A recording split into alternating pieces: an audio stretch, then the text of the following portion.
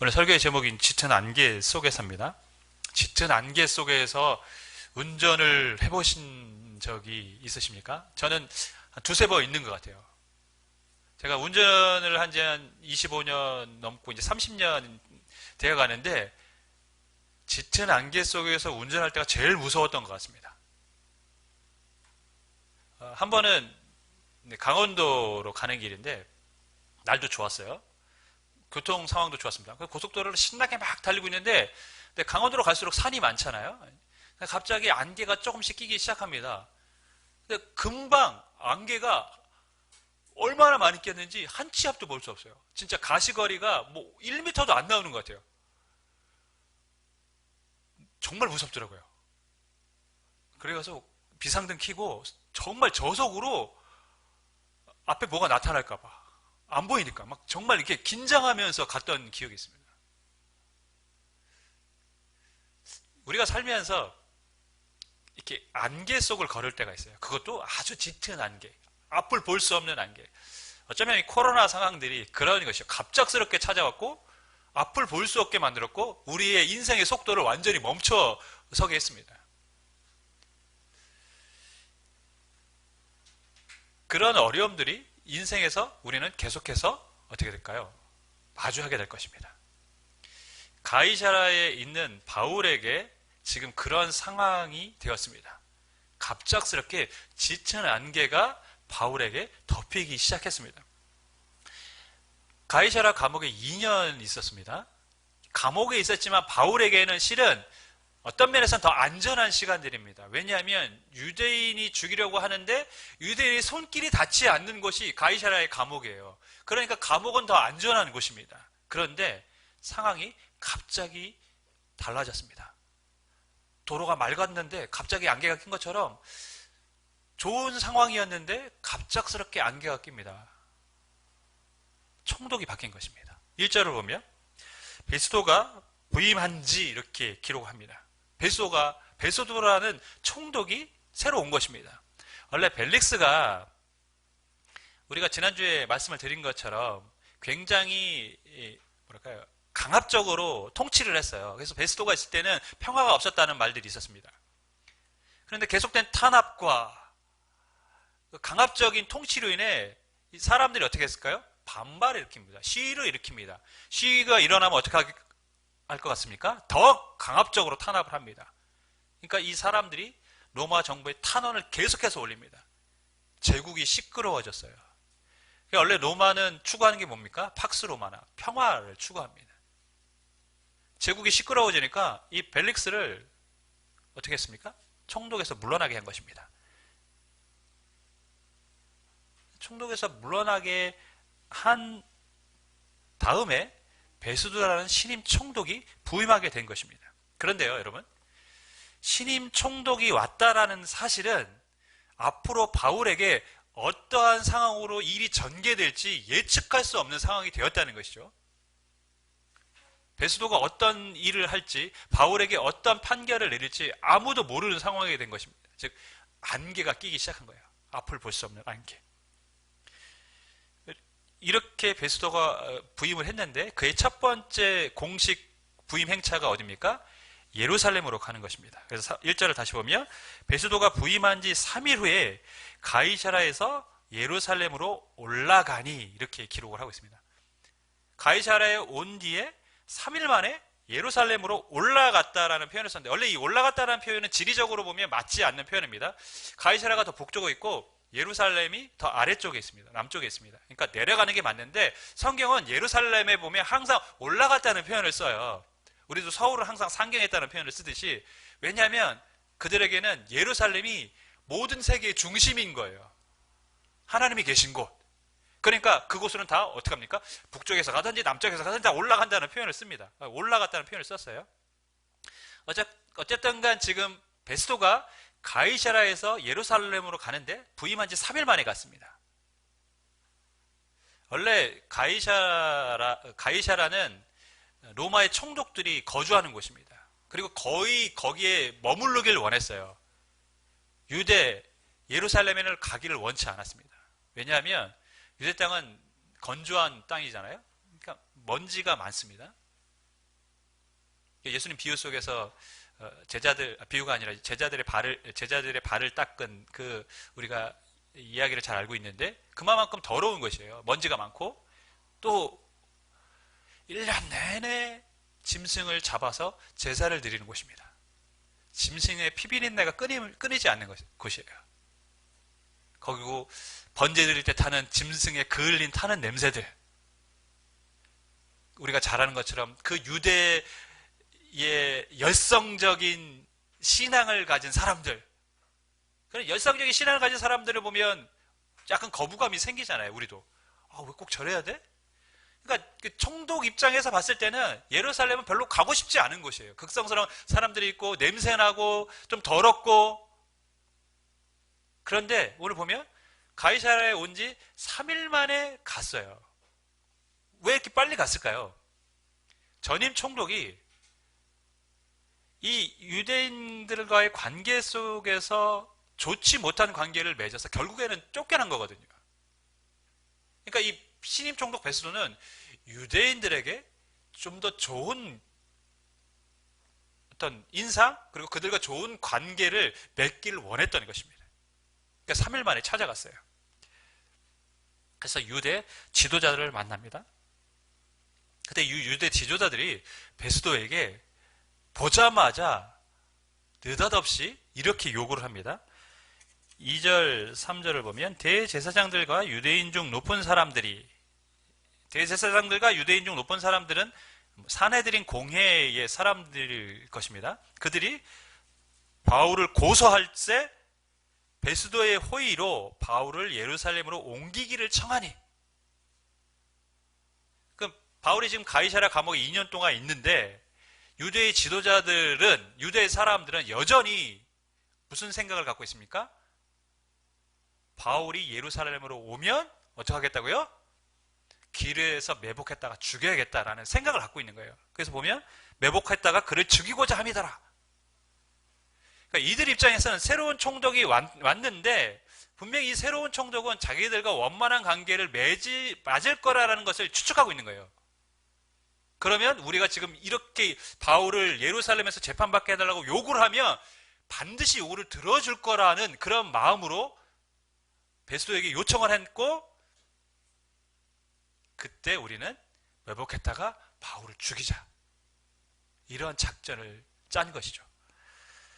참 집요하죠. 2년의 시간이 흘렀는데 바울을 죽이고자 하는 그 마음은 식지를 않습니다. 그런데 우리가 이 전개되는 상황만 보면 베스도가 들어줄 것만 같아요. 왜? 벨릭스가 왜 떠나는지 우리가 알고 있고, 그 유대인들과 좋은 감정을 맺기를 원하는 것도 베스도의 마음이며, 그렇기 때문에 이들의 요구를 들어줄 것 같은데 뜻밖의 베스도가 거절을 합니다. 4절 5절을 보면 베스도가 대답하여 바울이 가이사랴에 구류된 것과 자기도 멀지 않아 떠날 것을 말하고. 무슨 말이냐면 바울이 지금 가이사랴에 있다. 그리고 나는 좀 이따 가이사랴로 가야 된다. 그러니까 지금 바울을 굳이 불러서 여기서 재판을 받게 할 이유가 없다라는 거예요. 그러니까 내가 곧 갈 테니까 뭐라고 얘기합니까? 너희들 그때 따라와서 거기서 고소하고 재판하자, 이렇게 얘기를 한 거예요. 어떻게 보면 정말 천만다행인 것이죠.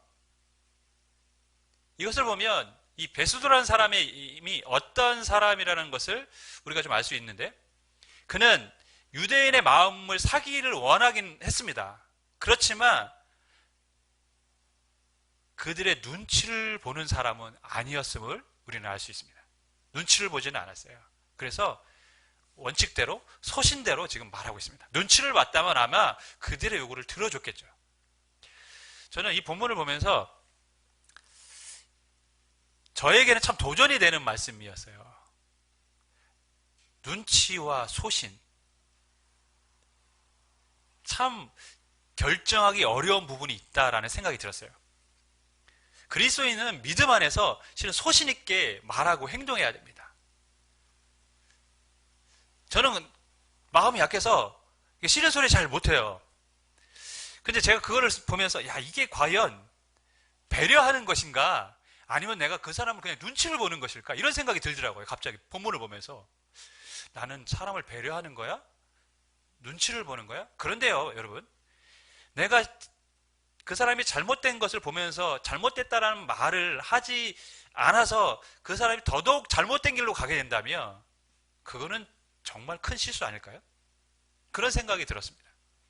마치 바늘도둑이 소도둑 된다는 그 예화의 어머니처럼 아들이 작은 것을 훔쳐왔을 때 아무 말도 하지 않고 그냥 잘했다라는 말을 표현을 함으로써 그 아들이 점점 큰 도둑이 되고 나중에는 옥에 갇히게 되는 그런 사람이 된 것처럼 때로는 정말 그리스도인은 어떠한 상황에 있어서 소신 있게 대답을 해야 된다라는 그런 것을 깨닫습니다.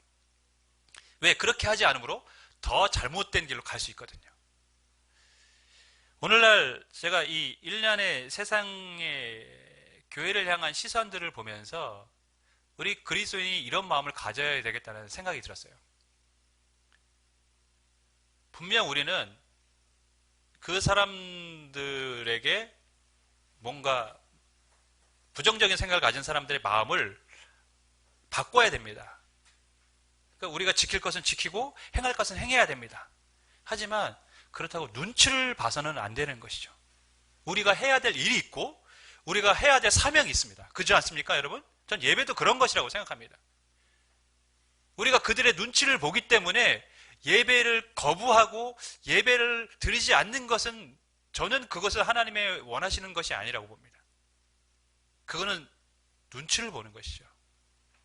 눈치를 봐서는 결코 좋은 결과를 얻을 수 없습니다. 우리는 우리의 믿음 안에서 소신 있게 행동하면 되는 것입니다. 믿음의 자리를 지키고 예배의 자리를 지키는 것입니다. 베스도 그의 소신 있는 답변으로 바울이 위기를 또한 넘어가고 있고 또 가이사랴에서 2년 만에 다시 재판이 열리게 됐습니다. 근데 재판의 내용은 이전과 굉장히 동일합니다. 유대인들이 막 고소를 했는데 바울이 그거에 대해서 하나하나 다 이제 변호를 하죠. 그러니까 베스도 입장에서도 결론이 날 상황이 아니에요. 그러니까 갑자기 베스도가 바울에게 이러한 제안을 합니다. 9절. 베스도가 유대인의 마음을 얻고자 하여 바울더러 묻되 내가 예루살렘에 올라가서 이 사건에 대하여 내 앞에서 신문을 받으려느냐. 느닷없이 바울에게 야, 네가 이 사건에 대해서 예루살렘에 가서 재판 받을래? 묻는 거예요. 저는 이 베스도가 어떤 면에서 보면 굉장히 지혜로운 사람이었다고 생각이 됩니다. 여러분, 유대인들과 원만한 관계를 맺어야 되는 게 총독으로서의 역할이기도 합니다. 그들이 요구를 했어요. 예루살렘에서. 근데 그때는 가이사랴에 가서 재판을 받자 하고 거절을 했습니다. 근데 이 가이사랴에서 재판할 때는 어떻게 합니까? 바울에게 선택권을 줍니다. 네가 예루살렘에서 받을래? 그러니까 지금 베스도는 유대인의 요구를 어떻게 한 겁니까? 일단은 들어준 거예요. 그래서 바울에게 근데 선택을 하게 한 거예요. 베스도는 어떤 면에서 보면 이 중간에 위치해서 지혜로운 행동을 하고 있어요. 유대인의 마음을 얻고자도 했고 또한 로마 시민권자인 바울에게 그 선택권을 줌으로써 바울을 또 지키고자 했던 모습도 있습니다. 그런데 바울이 이 제안을 듣고 어떻게 대답합니까? 내가 가이사에게 가서 재판을 받겠다. 즉 로마 황제에게 재판을 받겠다. 이렇게 대답을 합니다. 10절 바울이 이르되 내가 가이사의 재판자리 앞에 섰으니 마땅히 거기서 신문을 받을 것이라. 당신도 잘 아시는 바와 같이 내가 유대인들에게 불의를 행한 일이 없나이다. 바울은 자신이 예루살렘으로 가는 길이 위험하다는 걸 이미 알고 있어요. 왜? 자신을 죽이고자 하는 그런 계략, 음모가 있다는 것을 이미 알고 있거든요. 그래서 어떻게 얘기합니까? 나는 로마로 갈 것입니다. 그리고 베스도가 함께 참석했던 그 배석한 사람들과 상의한 후에 그럼 네가 로마로 가라. 근데 여러분, 이게 사도행전에서 아주 중요한 구절이고 사건입니다. 예수님이 제자들에게 예루살렘과 온 유대와 땅끝까지 이르러 내 증인이 되리라고 했습니다. 근데 사도행전에서의 땅끝은 어디라고요? 로마입니다. 로마까지 가서 복음을 전하는 게 사도행전이 그래서 끝이에요.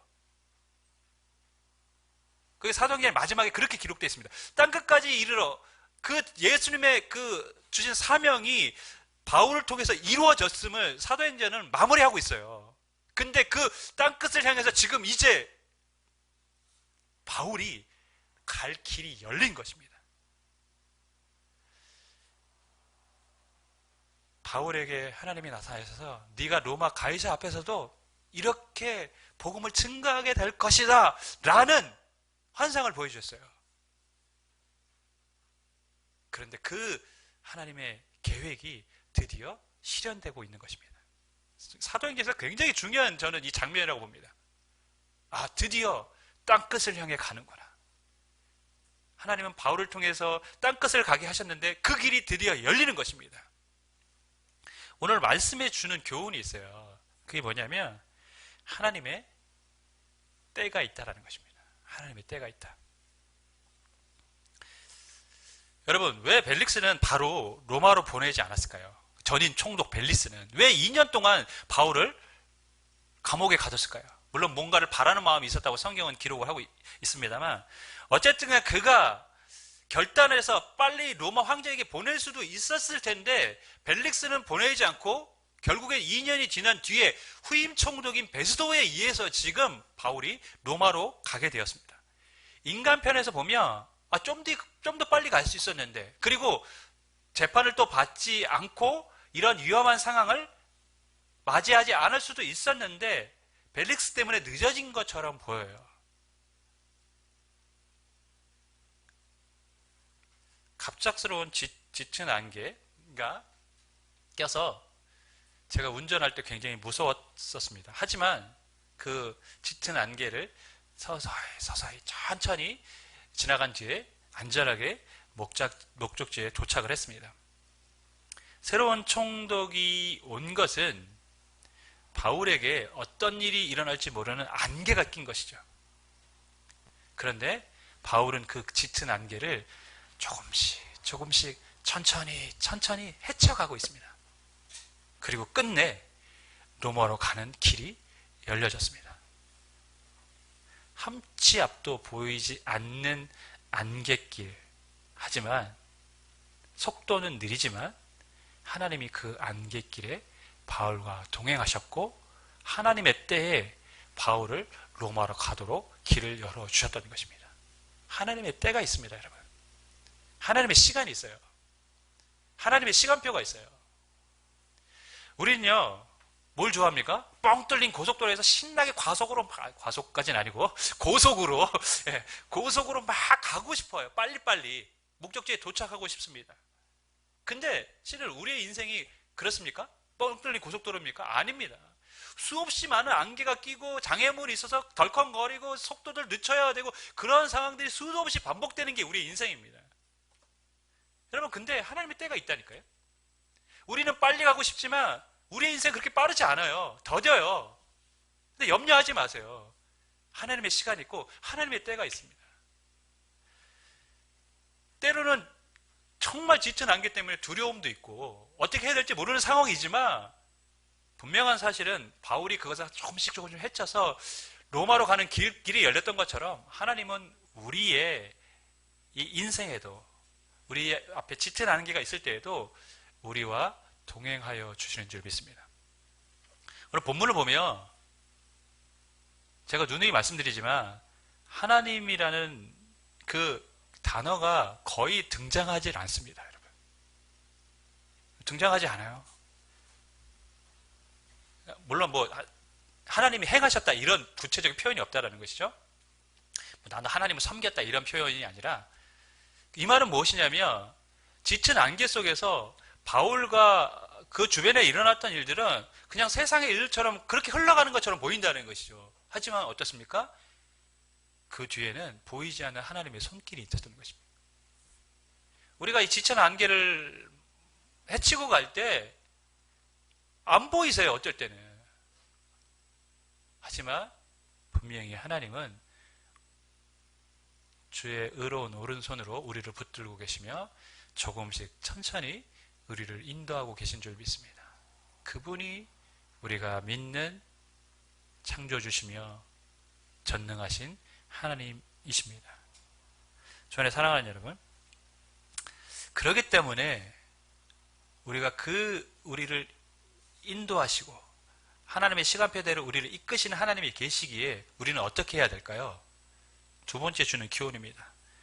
하나님의 말씀을 신뢰하고 행동해야 합니다. 여러분, 바울이요,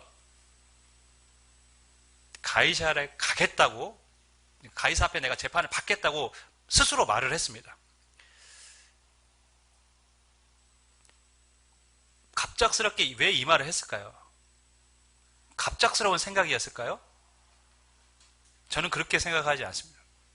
2년 동안 바울이 가이사랴의 감옥에 있었습니다. 하나님은 그에게 분명히 네가 로마 황제 앞에서 복음을 전하게 될 것이라고 환상을 보여주셨습니다. 바울의 머릿속에는 뭐가 있습니까? 하나님은 반드시 나를 로마로 보낼 것이다.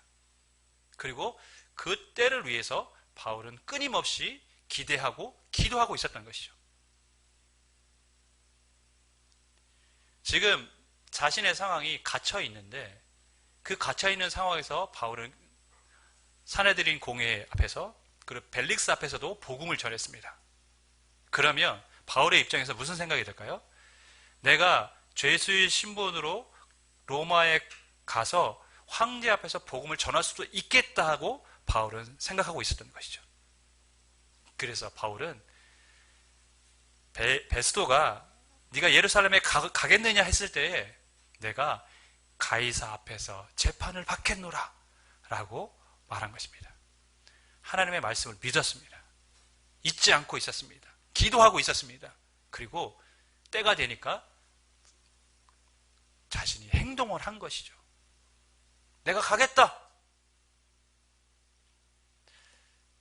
그렇게 해서 바울이 로마로 가는 길이 열려지고 로마에 가서 복음을 전할 수 있게 된 것입니다. 얼마 전에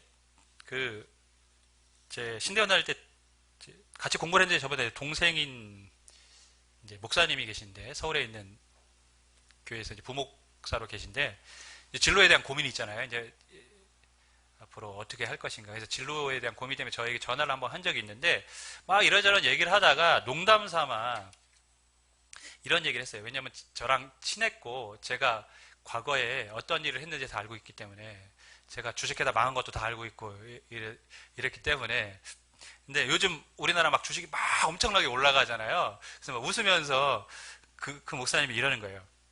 형, 신대원 다닐 때 형이 하이닉스 주식 지금 사두라고 그러면 아마 나중에 정말 크게 오를 거라고 했는데 그때 속으로 무슨 생각했냐면 아니, 그런 말은 누가 못해 그렇게 생각을 했대요. 그래서 막 웃더래요. 그런데 사둘 걸 그랬다고. 그때 제가 말했을 때가 3,000원이고 지금 13만 원이거든요. 그러니까 막 웃으면서 그때 사뒀어야 되는데 정말 아쉬워서 한 얘기 아니라 웃자고 한 얘기죠. 저랑 웃자고 한 얘기인데 여러분, 근데 만약에요. 그때 정말 제 말을 믿었다면 어떻게 됐을까요? 샀을까요? 안 샀을까요? 샀겠죠. 근데 안 믿었어요. 그런 말 누가 못해. 나중에 오른다는 말 누가 못해. 속으로 그렇게 생각했대요. 왜 안 사는 거죠? 물론 신대원도 아니고 학생이고 돈도 없었을 뿐더러 또 그런 욕심도 없었기 때문에 안 살 것이지만 근데 어떤 사람이 제 말을 믿고 신뢰했다면 어떻게 했을 것 같습니까? 샀겠죠. 안 샀으니까 지금 혜택을 못 보는 거죠. 여러분, 하나님의 말씀을 바울은 믿었습니다. 믿고만 있는 게 아니라 어떻게 했습니까? 내가 가겠다고 스스로 자기 입으로 행동으로 보였습니다. 그래서 하나님은 그의 삶 가운데 함께 하셨습니다. 하나님의 말씀을 믿고 행하는 자에게 길이 열리는 것입니다. 믿지 못해 행동하지 않으면 어떠한 것도 얻을 수 있는 것이 없습니다. 하나님이 주시는 은혜와 복이 있습니다. 그것을 맛보는 사람들은 누굽니까?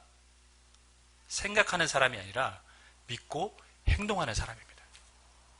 믿고 행동하는 사람이 되기를 주님의 이름으로 간절히 축원하겠습니다. 믿고 행동하는 사람이 되십시오. 여러분, 하나님의 때가 있습니다. 짙은 안개 속에서도 그럼에도 불구하고 하나님은 하나님의 시간표에 맞게, 하나님의 속도에 맞게 우리를 이끌고 계십니다. 두려워하지 마십시오. 단지 우리가 해야 될 일은 무엇입니까? 그 하나님을 믿는 것입니다. 신뢰하는 것입니다. 그리고 행동하는 것입니다. 그러면 우리의 삶을 아름답게 바꾸실 하나님을 보게 될 줄 믿습니다. 그런 은혜가 있기를 주님의 이름으로 간절히 축원하겠습니다.